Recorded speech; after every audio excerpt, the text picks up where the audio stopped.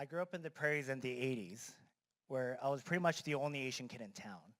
And I knew that I looked different, but it wasn't actually until 1988 when South Korea held their Summer Olympics that I saw the country where my family is from on TV.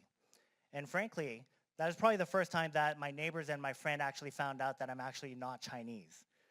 Um, I wanted to learn more about my roots, and I learned about the Korean War and how the country is divided in two.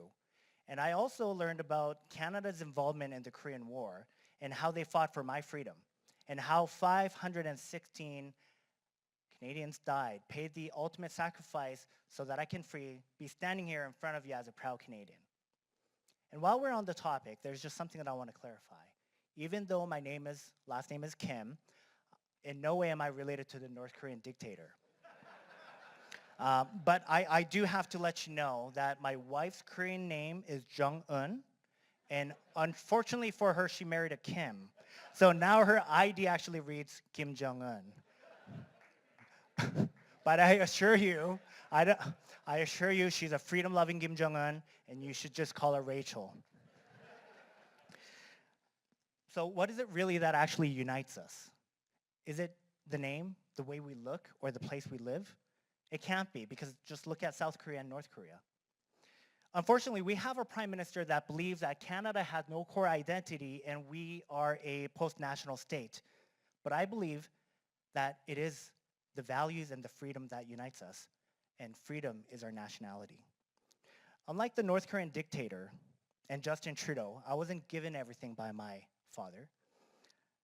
But that's okay. My dad actually taught me something a little bit more valuable, and that's hard work, honesty, and humility. I started from nothing, but I was able to build several successful businesses from scratch. And during the process, not once did I doubt that I was going to be judged based on my own merits and my own accomplishments. And I'm proud to say, and I'm grateful to say, that I have a lot to show to prove that Canada is a country that rewards hard work and good ideas. Or should I say that it used to be. Our economy is faltering, opportunities are dwindling, the living cost and housing cost is soaring, our streets are plagued with drug abuse and crime, and we have this prime minister who has little to no respect for the fundamental freedoms of our citizens and the rule of law. I know that we can all agree, wow, 1 minute. I know that we can all agree that Justin Trudeau is probably one of the worst prime ministers ever. And I'm confident that we're going to get rid of him next year. But then what? But then what? You know, we have to remember that Justin Trudeau might be the face of the tyranny today, but he can always be replaced with another. Just look at our city leadership right now. There will always be another to take the place. So no, we're not just fighting the Liberal or the NDP. We're not just fighting inflation or homelessness.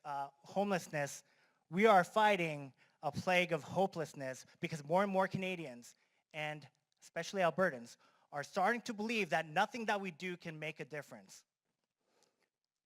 Hope is a belief that tomorrow is going to be better than today and that you have the power to make it so. That power is yours. So please choose hope and vote Michael Kim. Thank you.